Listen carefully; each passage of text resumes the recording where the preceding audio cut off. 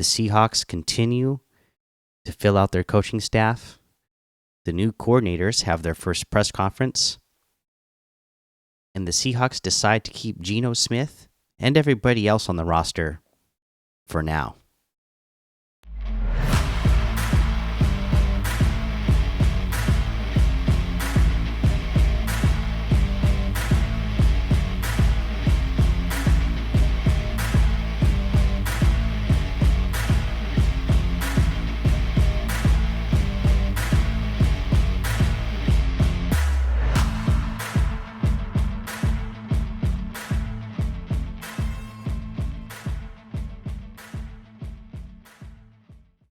Welcome back to another episode of the Seattle Sports Show, where we love Seattle Pro Sports. I'm your host, Mikey, and today we have a few things to cover for our Seattle Seahawks.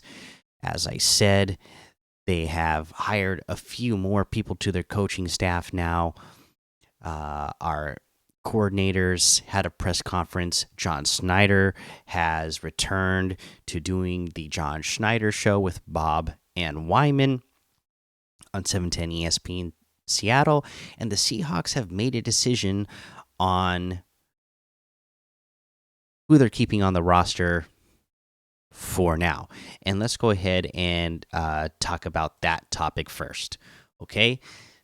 Because this was the biggest news. This is what we were wondering what's going to happen by Friday, especially with Geno Smith on the roster and that $12.7 million that was going to become guaranteed to him, fully guaranteed $12.7 million by Friday if they did not cut him. Well, they didn't cut him. Geno Smith remains on the roster through this week. Very interesting the way this was reported. This was first, the way I'm telling you, I saw the report on and how this was reported was first brought up this way by Adam Schefter. Okay, this was Adam Schefter talking about Geno Smith getting that $12.7 million fully guaranteed. Let's see here. Oh, where did it go? I just had it. Okay, so this is how he worded it. Seahawks QB Geno Smith, who has $12.7 million in his contract that becomes fully guaranteed on Friday, was informed today that he will remain on the roster through this week, allowing that money to trigger, sources tell ESPN. The $12.7 million now converts from injury guaranteed to fully guaranteed, assuring that Smith will collect the money. Now, if we go back, there was an important sentence in there, or an important part of the sentence in there that says that he will remain on the roster through this week. So he's getting the 12.7 million guaranteed. That guarantees him that. But it doesn't sound like it guarantees him anything else going forward other than that. And I will say that about the rest, because they decided to do this with everybody on the roster. So Geno Smith, DK Metcalf, Draymond Jones, anybody else who has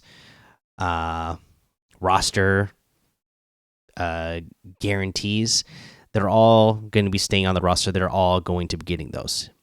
Mike McDonald and his staff, they're still evaluating this roster, and I don't think they want to let anybody go without doing their full evaluation. And John Schneider has been here, so he has a certain evaluation of these players, and he must like them enough that there wasn't anybody that he said, okay, we can just go ahead and cut this person and let them walk for nothing. Okay, so That's what they decided to do with everybody. But when it comes to Geno Smith in particular, just the way the report was worded and some more that came from Adam Schefter later was this quote: "The Seahawks believed that in today's market, with salaries soaring for starting quarterbacks, the right decision was to pay the money, per sources. Now, Geno Smith will represent a value to them or any other team that decides to reach out to see if it can acquire Smith via trade. But Seattle now has locked in Smith, and Smith has locked in his $12.7 million. All right, so there you go. I've been saying it since they signed this contract with Geno Smith. It is such a team-friendly deal that you had to love this contract the day they signed it, based on the production that you got out of him year one, right? You did not overpay at all for a middle-aged quarterback who is, putting up numbers. Geno Smith, over the last 2 years, he's right around, top 10 over the last 2-year period. And to get that sort of quarterback on the contract that we have is just ridiculous. There are people in the NFL that are getting double or more what Geno is, that are getting nowhere near the production, not producing anywhere near the amount of wins that Geno Smith and the Seahawks have. So it's a really good deal. And because it's such a good deal, it is going to be valuable to other teams. So I'm not 100% convinced yet that he will be our starting quarterback this year. I still think he should be. Again, because of the contract, it's really not that much. I keep seeing people talk about the cap space and how much cap hit he's taking this year, and I usually see the numbers a little bit off. You have to remember he did not get any of his accelerators this year. He had 5 accelerators, $2 million each, did not hit any of them. So he's just getting the 12.7 that we just guaranteed. Come March 18th, he's going to get another 9 point something million. And then if they still have him at that point, I would think it is most likely that he would be staying with the team because they'll have pretty much paid his entire contract, right? I still don't want to guarantee it, but it becomes pretty close to a guarantee at that point. So we have to now watch what happens over the next month, because it's no guarantee that Geno Smith is going to be here, because that contract is going to be very valuable to teams out there like an Atlanta Falcons, like Las Vegas Raiders, who just today, found out that Jimmy Garoppolo is going to be suspended for 2 games for PEDs, and not only that, they planned on cutting Jimmy G anyways. And what are they going to do? Go with Aiden O'Connell? They have the number 13 pick. Are they going to, are they really satisfied with picking what's probably going to be the 4th or 5th best quarterback in this year's draft at that pick? Or, does a team like a Las Vegas Raiders decide, hey, I want to pick somebody at the 13th pick and get a highly rated player, but I still want a quarterback that will produce because we have players on this team that can produce if they have a good quarterback around them. So would they be willing to give up their second round pick for Geno Smith? Ideally, it would be more than just a second round pick. You'd get a second and a third, maybe. But just thinking off the top of my head, what's the most you're going to get out of him? You're not going to get that first round pick. You're not going to get it from the Falcons because they're in the top 10. Even if they decided they wanted Geno, they're thinking, most likely like, hey, let's trade a second and a third for Geno, but let's keep that number 8 pick so that they could use that for another weapon or another piece up front for protection for their new quarterback. If they wanted to do it that way, you're also looking at the Steelers. What do you think? What do you think they're gonna do? They're not gonna go with Kenny Pickett. Again, there's no way. They have the 20th overall pick. That's kind of that's almost mid late first round. Would they be willing to give up that first round pick? Tampa Bay, they are going to be losing Baker Mayfield. I see no way in the world are they going to pay Baker Mayfield $45 million. That's what I hear he's asking and he's wanting. He's going to want $45 million. No way Tampa Bay is going to pay that. He produced this year, but his coordinator left to go be head coach of the Panthers. It's his 1 year where he did this good. Do they really want to pay that much money for 1 year of production? You've seen 2 years of production from Geno Smith, and that's literally about a quarter of the cost. You know what? Actually, it really would be 4 to 5 times lower cost because we kept him. That keeps that $12.7 million guaranteed. That's already paid by Seattle. Now, when that other 9 point something million comes due, if we trade him before that deadline, then that new team would be picking that up. But again, think about it. If you're Tampa Bay, would you rather pay $45 million for Baker Mayfield? Or would you prefer to pay Geno Smith 9 point something million and have that other $30 million you were planning on spending on Baker Mayfield to either sign free agents or keep some of their other players around? I do believe, they have some other big free agents coming up this year. I don't know what their cap space situation is or anything, but that's a $30 million difference that you could use to either sign free agents or keep your own guys for similar to better production. Who else? I mean, I think those would be if you were gonna try to get a first round pick out of somebody, that would be the most likely scenarios. It would be Pittsburgh because they're later round at number 20. Tampa Bay number 26, definitely later in the first round. That could be a possibility. I don't see, if you're trading with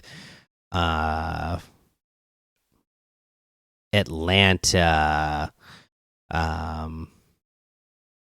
Minnesota, Denver, Las Vegas, any of those teams, they're probably drafting too high to get their first round pick. You're probably looking at like a second and a third round pick at that point from those teams. But yeah, I think there's a lot of possibility out there right now that the Seahawks don't actually have Geno Smith starting day one. Just because it's such a good contract, other teams are probably going to want it.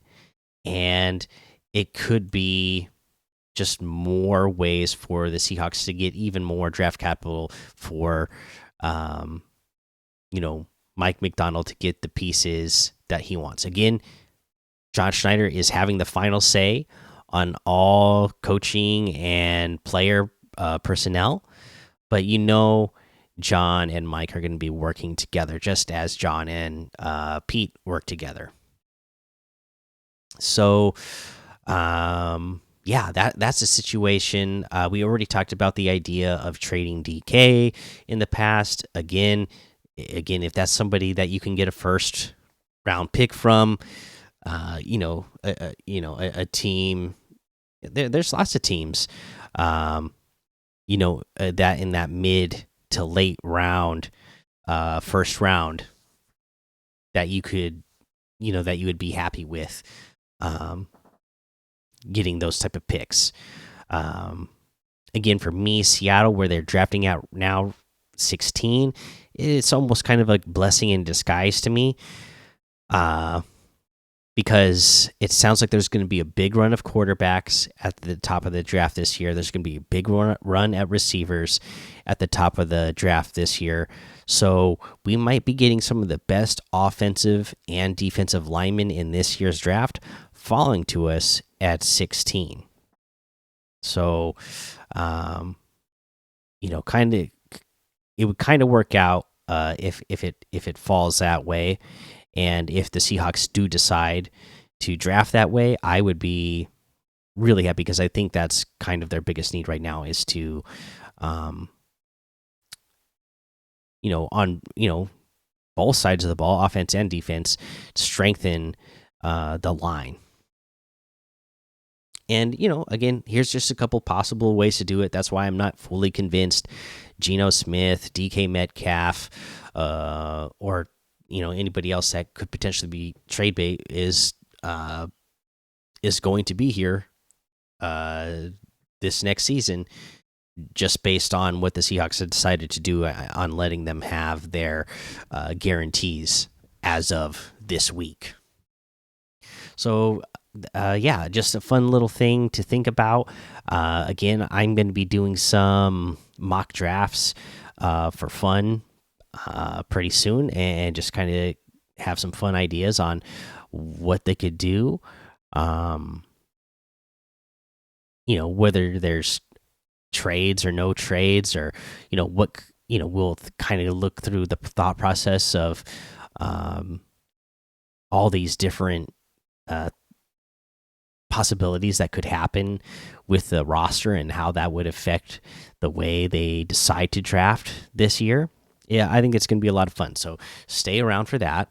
But yeah, that's what we have with this contract talk. So let's go ahead and let's move on to our next topic, and we will talk about the John Schneider interview, the press conference of the coordinators, and some more of the staff that has been filled out.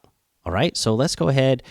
We will, we'll talk about the press conferences first, since they came first. So the other day, they introduced us to our new coordinators, held a press conference for all three of them to speak at and answer questions. First up was Jay Harbaugh, the special teams coordinator, and had a nice little interesting press conference. He says that he's known Coach Mike for about 10 years, and said he's always been easy to get along with, and they just have similar personalities. Said they're both kind of more soft spoken and and reserved. So they get along because they have those similar type of personalities, and you could see that during his interview. In the interviews that I've seen with Mike McDonald so far, and now this interview with Jay Harbaugh, I'm like, yep, these guys are definitely a little bit more quiet, a little bit more reserved, definitely not very animated, like you would see out of Pete or other coaches around the league. Jay also said that he wasn't really, necessarily looking to join the NFL, but it was a good opportunity, good fit, and good for the family. Just the timing and the placement of everything, and knowing Mike for so long and getting to work with Mike more. So that was the reason why he decided to leave Michigan and make the jump over here to Seattle. Um, it seems like everybody says this that has known Mike McDonald for a long period of time. He said that Mike, he could see that he was going to go places a long time ago. And again, you're just going to hear that from a lot of people that they said, "Hey, this guy really knows his stuff. Um, Attention to detail. Is an excellent teacher. So he's probably going to go far one day." And um, the people wanted to attach themselves to him because they saw that that he had that capability, which should give us confidence that so many other coaches think this highly of him. Jay said he also loves special teams because it's offense and defense kind of wrapped into one, and it teaches you about the game overall, giving you a chance to talk to offensive players, talk to defensive players, and go over a lot of things and philosophies with both sides of the ball. And he said he only wanted to separate coaching with his dad if it made sense. And again, he said, this one made sense for him because he's known Mike for so long. Their personalities fit, and I'm sure the money was right too. But that was Jay Harbaugh. Next, we had Adin Durde. That is how you say his name. But he said just call him AD. And he let us know that he's had actually no connection to Mike before this. Hasn't met him, haven't spoken to him. They've had no connection, but he came in for an interview and they clicked on everything, on their philosophies and how to play and how to attack the ball. They clicked on all that stuff right away. So that's how he ended up with this job. Obviously, we know that Mike is going to be calling the plays here, so he's essentially the head coach and defensive coordinator on game day. But you do need somebody that you can trust throughout the week to help you get through practice and make sure the players are getting the message as you're coaching other areas and coaching other positions. So it sounds like they click on everything, they have the same point of views, and that they should be able to work well together. What Adam Dirty said about the current roster is that he can, when the Cowboys played against the Seahawks this year, that he could really feel the speed of the defense on the Seahawks. Said he doesn't have the full picture right now, so he still needs to scout this roster more and see what they have. But what he could tell when he was the coach, defensive line coach over there for the Cowboys, what he noticed was the speed that they have on this team. He said he's going to be spending a lot of time this offseason just learning more about Mike himself, so he knows how to coach with him, and learn what Mike expects and learn how Mike wants to do things, so that he can make sure that things are being done that way. So he said, because they have never met, they don't have like a long relationship with each other, that communication is going to be key. Not only is it going to be key with Mike, but he says it's going to be, key with players. He says he's going to be honest with players, not necessarily players coach, not necessarily a hard ass, as he was asked, but he's just going to be honest because that's what he knows to be, and that's all he can be is honest. And he said he's going to give players praise when they have earned praise, and when they deserve criticism, they'll get the criticism. He said um, that it has been talked about, him eventually one day taking over play calling duties, but he's not worried about that right now. He's just worried about helping the team uh, the best way he can right now by helping Mike to do what needs to be done.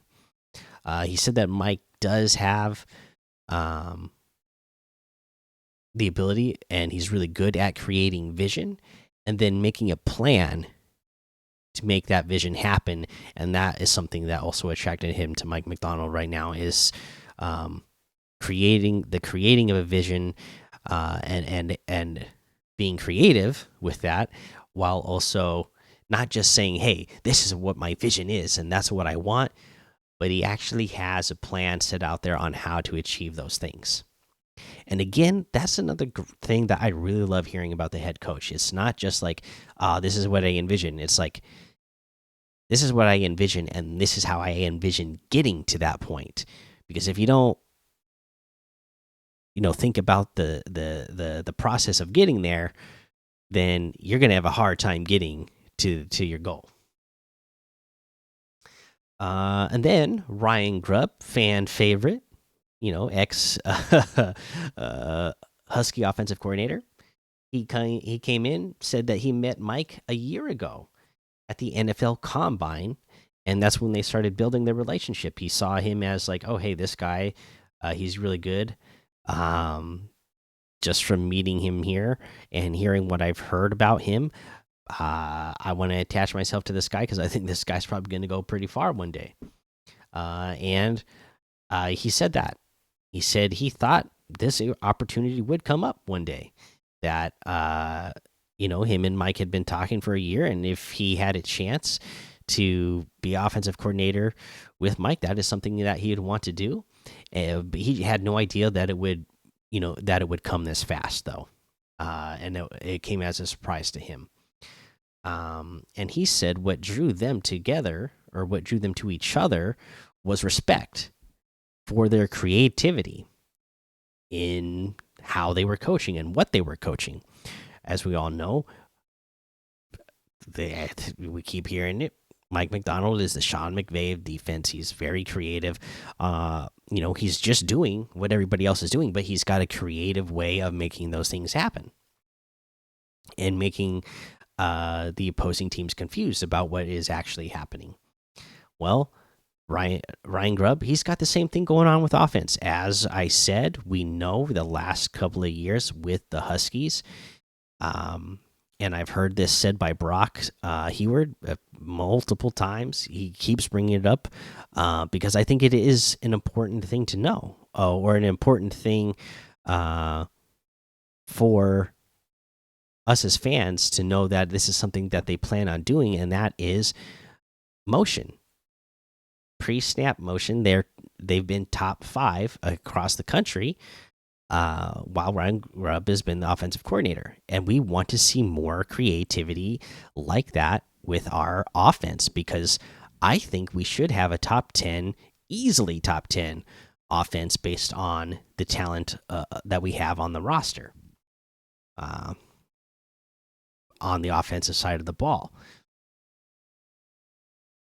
If you are creative with it, the way we see Ryan Grubb has been creative with Washington, I think you have a really good chance of actually achieving that. What else did he say? Again, he knew if this opportunity came up that he wanted it.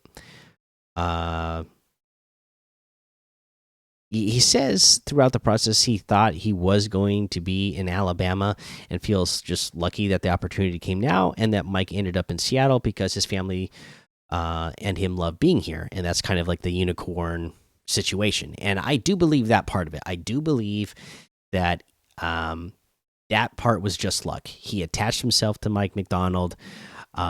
He wanted to stay in Seattle. When Kalen DeBoer went to Alabama, we heard right away that his wife and I believe daughter really loved the area and wanted to stay here. So that part I believe that it was just like, wow, this was lucky that we wanted to stay here, and the coach that I want to coach with and wants me to coach with him is coming here, so I get to stay here. I don't think it was ever really that close to him being the coach in Alabama.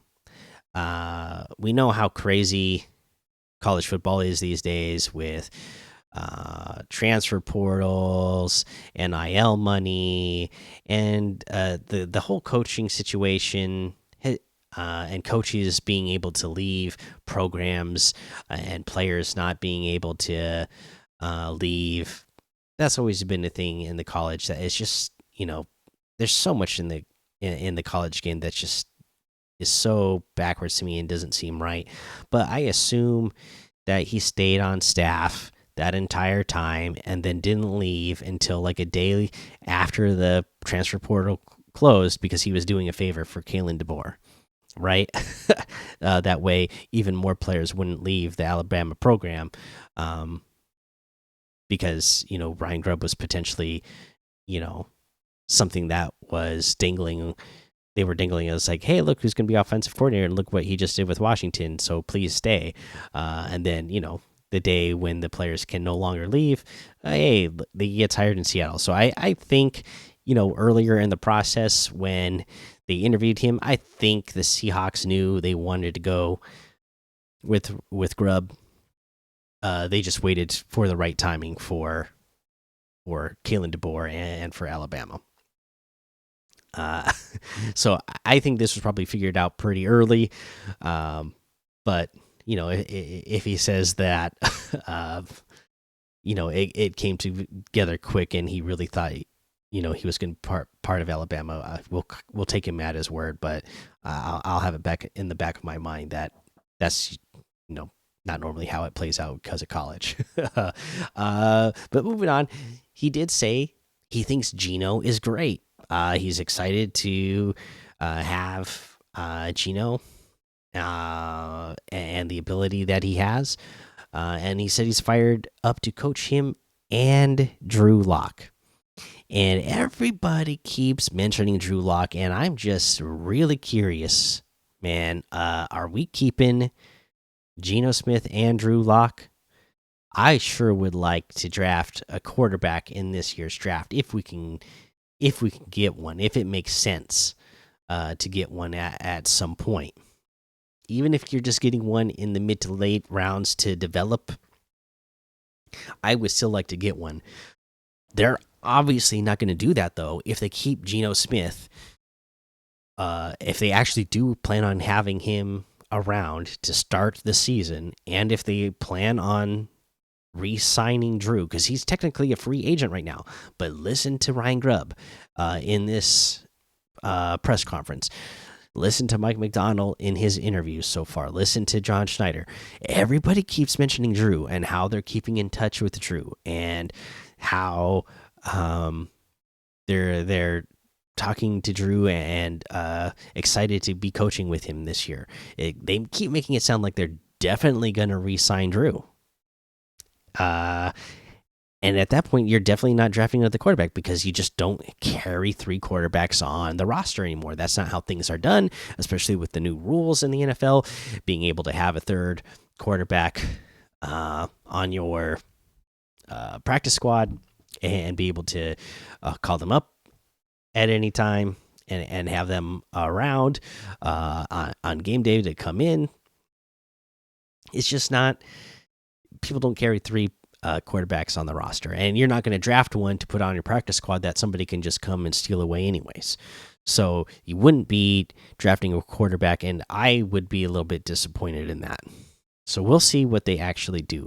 But boy, oh boy, they have me worried with guaranteeing Geno's 12.7 at this point, and also everybody unprompted. Nobody's asking about Drew Lock, but 3 people, again, John Schneider, Mike McDonald, and Ryan Grubb, have all mentioned Drew Lock unprompted in interviews and press conferences. So looks like that might be the pair of quarterbacks we have again. But Ryan Grubb also plans on having a physical offense. You know, he's been thinking about becoming an NFL coordinator and researching what it would take to transfer.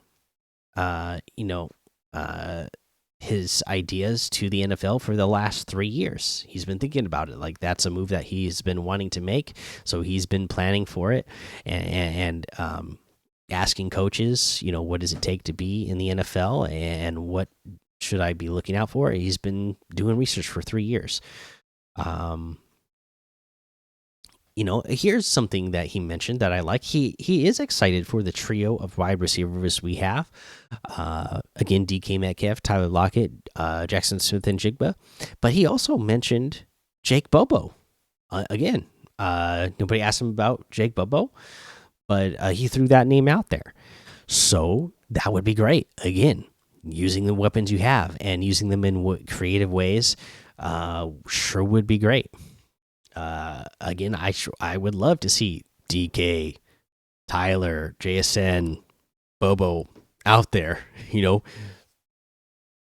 spread 4 wide. They're being motion and, actually making use of all the weapons that you have. So, cool to know he just wasn't like, just didn't mention the star player, but, mentioned somebody who is a really good role player on this team as well. The other thing he mentioned that I thought was of note is that he loves Mike's vision and how straightforward he is about that vision and making sure that his vision gets across.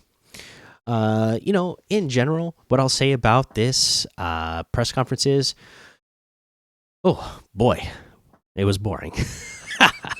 Like I said, I don't know what it is, but man, I am worried that we're talking about Mike McDonald. We're talking about Ryan Grubb, Adam Durday, Jay Harbaugh, all first time in these positions in the NFL. Again, Mike McDonald never been head coach in an NFL before. Ryan Grubb's never been offensive coordinator in the NFL. Adam Dirty's never been defensive coordinator in NFL. Jay Harbaugh never been special teams coordinator in NFL. So it's all their first time. All the head positions of each group have never been in those positions in the NFL. Again, that's why I think it's such a smart move for them to hire Leslie Frazier, and have that voice in the room to help these guys out.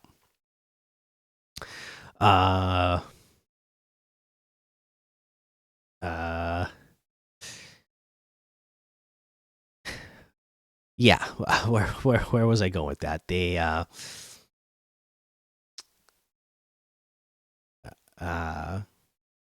oh yeah, the I was just, it was just a really boring conference, man. I hope that these guys again, we haven't seen what they are like when they are teaching the players or coaching the players, or we haven't seen what they're like when they're in the room and it's time for them to give a speech to motivate the players. So maybe they can get very animated. I don't know because we haven't seen it. Maybe they can get like that when the cameras are off and it's just time for them to talk in front of the team and get them motivated, and they're not having a room full of media watch them do it. Maybe they get more animated, but right now, that would be my biggest worries with this staff. Is like, who on this staff is the motivator? Who's on this staff that gets up in front of the team, gives the rah speech, gets everybody amped up, and then the whole team's like, "Yeah, let's go run through a wall now. Let's go kick these guys' ass. This is what we're here for."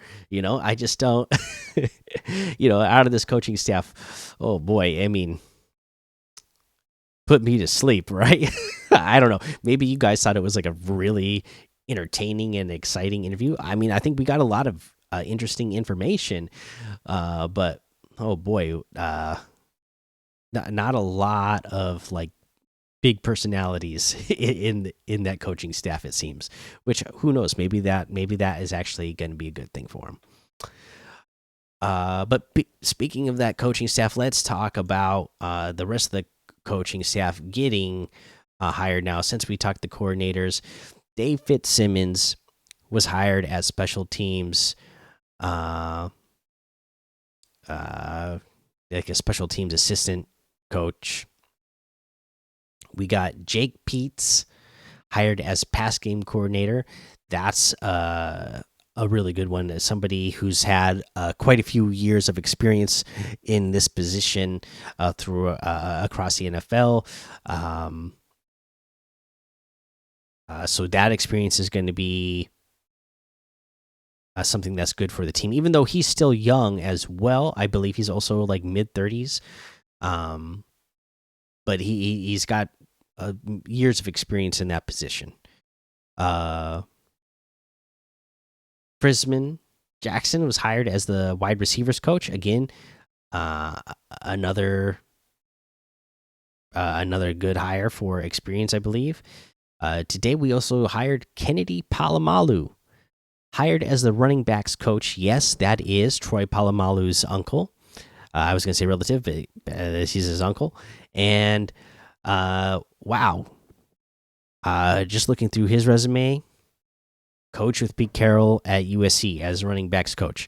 You know the running backs they had there: Reggie Bush, Lindale Well. You know, with the Raiders, he's had Josh Jacobs. You know, um, uh, this guy knows how to coach running backs because he's got a long history. But again, another reason why this is a great hire: somebody else in the room who's got, you know, decades of experience at this position and years in the NFL and years of success in the NFL. And I think that's really going to help our run game. And I'm really excited about that. I think hopefully, I should say that he's going to be able to help unlock some more abilities out of K9. Again, to me, I look across the league and K9 just is average. He's got the potential to be great, but most of the time just kind of plays average. We haven't seen much out of Charbonnet right now, but again, he's a guy that I think has a potential that he could be a little bit above average. And then if you're talking about, you know, having a great running back in K9 and having an above average running back with Charbonnet paired together, coached by Palomalu, being able to coach them up, then you would be really excited about that. So I'm excited to see what he can help bring to this running game with the Seahawks, especially based on, you know, the running backs that we have. I think he's going to be excited about the talent that we have. Now it's just about getting them to make good decisions and unlocking their full potential. All right, so there's the coaching staff. Let's go ahead and talk a little John Schneider now. Again, he did his John Schneider show making its return on Wyman and Bob. And you know, it wasn't a long interview, but he said a few things that I thought were of note that we should talk about. First up, you know, the first thing they got out of the way was his new title and his job and what it means to have his new title. And he said basically it just means that the coaches are reporting to him now, and then he reports to ownership. In the past, coaches would first report to John, not to John, to Pete, because Pete was the highest up, and then Pete and John would talk, and then they would make their reports to ownership together. He was asked about, you know, how he came across McDonald when he, what attracted to him, and he said, "Hey, you know, when they lost to Baltimore this year, John Schneider talked to players on the Seahawks, and you know, just kind of because John was wondering like." What the heck just happened out there?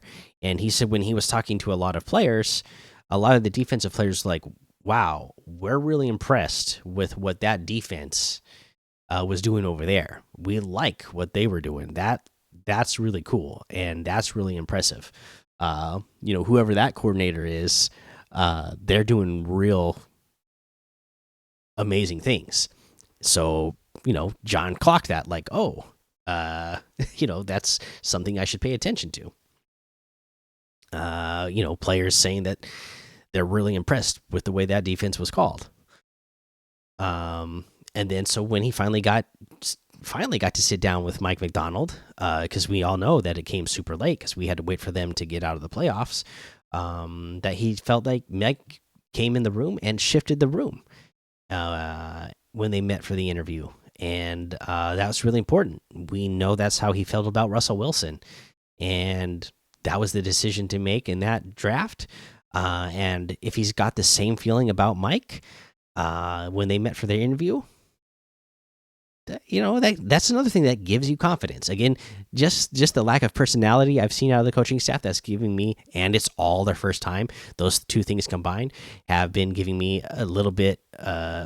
It's, as a fan, it's nerve wracking when you make a big change like this. So it makes my nerves, feel a little bit even stronger when you combine, just watching them. And to me, it seems like there's a lack of personality, and with the lack of experience, it just makes you a little bit more nervous. But when you keep hearing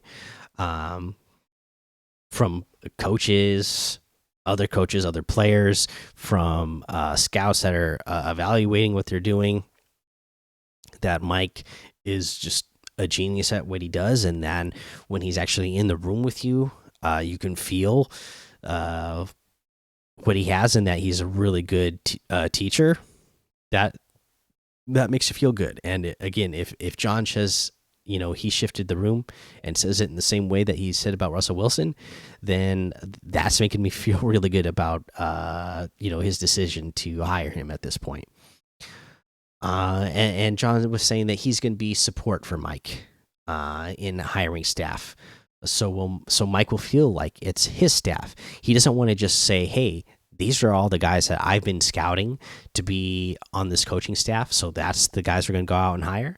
Again, he says it's going to be like with him and Pete. They're going to sit down together. They're going to talk it out. If they have, disagreements, they're going to work it out until they can come to a conclusion that's best for the team, and then they'll go and make that hire. But again, he wants to make sure that Mike feels like it's his staff, and it's not just guys that are given to him by John, and then says, "Okay, here you go. This is what I said you have to have. Now go make it work."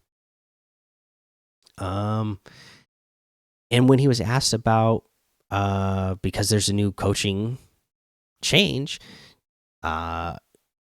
we see a lot of teams take a step back at first, and so he was asked about that, and he says no, he doesn't see any reason why the coaching change here this year should mean that this team takes a step back. He still believes that there's a lot of talent on this roster, and with this coaching staff, this should be the right coaching staff to get them in the position that would be best for them to make sure that you get the most out of them. And then again, he was asked about Geno, and at this point, they had already known, it had already been announced that, hey, Geno's gonna stay. He's gonna be on the roster. He's gonna get the $12.7 million, and it's a pretty good chance that he will be the starter for this team next year. So he was asked, "Hey, how much of this roster's gonna change?" Because there's a lot of rumors out there that there's John Schneider guys and there's Pete Carroll guys, and maybe you wouldn't necessarily want to keep everybody on this roster. And he said he disagreed with the premise entirely. He said, "No, I don't agree with that. There's no such thing as Pete guys. There's no such thing as John guys. There was Seahawks guys. Again, they would always come together to make a pick that was best for the Seahawks, and they didn't always agree." He said sometimes, Pete had a player that he liked, and then he would try to convince John. If John disagreed, Pete would sit there with his scouting report and his list of reasons why this player was good to be a Seahawk. Uh, and then they would talk it out and make sure that really was the best for a Seahawk. And then sometimes John would say, "Hey, this is the guy I think we should target." And then maybe Pete says, "No, I don't think so." And then again, they sit down. John talks it out with him, and shows him all the reasons why this guy would be a good Seahawk, and they work it out, whatever the decision ends up being. He said if they, if they disagreed on a player, they would sit down together, scout that player, and deep dive on that player. And he said, you know, especially Pete, if he was really trying to fight for a certain player, he said they'd deep dive over and over and over on that player to the point where John would be like, "Okay, I've had enough deep dives on this guy. I don't want to dive anymore." But it just sounds like it was a good relationship that they had. And you could say what you want to say, that we didn't, the last number of years, yeah, we didn't have playoff success, going deep into playoffs. The last couple of years, we got into playoffs but lose, and then this year missed the playoffs. But in general, that's like the longest stretch of success the Seahawks have ever had in the history of the team. For that many years. So overall, it seems like they had a good relationship, and them working it out the way they did was really good for the Seahawks. And if John and Mike are about to have that type of relationship, again, it's a 6-year contract. It's going to be good for at least 6 years, and then hopefully everything works out the way they want it to work out, and then we sign him for another 6 years. We'll see how it goes. But he said he's going to do the same exact process that he had with Pete. He's going to do the same process with Mike, and they're going to work things out. And he's sure they're going to have disagreements. But you work through them, and until you get to a point where everybody can agree that they are making the right decision that is best for the Seahawks. All right. That's everything I got for you. Updated again on the Seahawks. Finally, some of the news around the rest of the city has kind of finally slowed down a little bit. So I don't feel like I'm rushing to get to a bunch of news all at once. So that is kind of nice for me. We still have some things to talk about in future episodes. Right now, mainly the Kraken, and what are their playoff possibilities coming out of the All-Star break, and how poor they looked going into the All-Star break, and then the first couple of games coming out of it. Thankfully, they've gotten back in the winning column since then. But boy, they sure are. They're having a year like the Mariners had last year, where they are gonna make it super hard on themselves to get into the playoffs if they don't step their game up. Yeah, and then Mariners pitchers and catchers reporting. We'll have more stuff to talk about them, but I think for me, I feel lucky at least that we're not at like a breakneck pace like we were a couple of weeks ago, when the Storm was signing players left and right. The Sounders were signing players. The Rain were signing players. The Mariners were making trades and signing players. We're finally at a normal speed of off-season moves again at this point. So I'm having fun with this. I hope you guys are having fun. Again, I keep noticing those podcast numbers keep moving up. The YouTube numbers look like they're creeping up a little bit as well. So I really appreciate it. I just excited to have more Seattle sports fans to chat with, because loved Seattle sports my whole life, and I've just loved sports in general my whole life. And whenever I get the chance to talk sports with people, it's always it's always a good time to me. So, with all that being said, that is the end of the episode. So, please hit that subscribe button if you're watching on YouTube right now. Hit the like button, leave a comment, let me know, what do you think is going to happen with Geno Smith? Do you think he will be on the roster and starting week 1 of this next season, or do you think we will trade him before March 18th, that deadline, or just trade him by the draft in general? Let me know what you think about that. What do you think of the coaching staff? Again, like I said, to me, I've just been bored by all their interviews and press conferences so far. Lack of personality, but they all seem to have great minds and have great vision, and seem to be really focused on the teaching part of it. So I think they will be good coaches, because that's the most important part, is being able to teach. So I'm not actually really worried about that part of it. I'm just I'm personally wondering who's the motivator in this group. But let me know if you feel in the same way. I'm wondering if I'm the only person that has been feeling that way, or if anybody else has noticed that as well. So yeah, leave those comments. If you're listening to the podcast version, please hit that follow button or the subscribe button in whatever platform you're on. If it's on Apple Podcasts, also, I would really appreciate if you hit that 5 stars and left a written review, because that helps the show grow.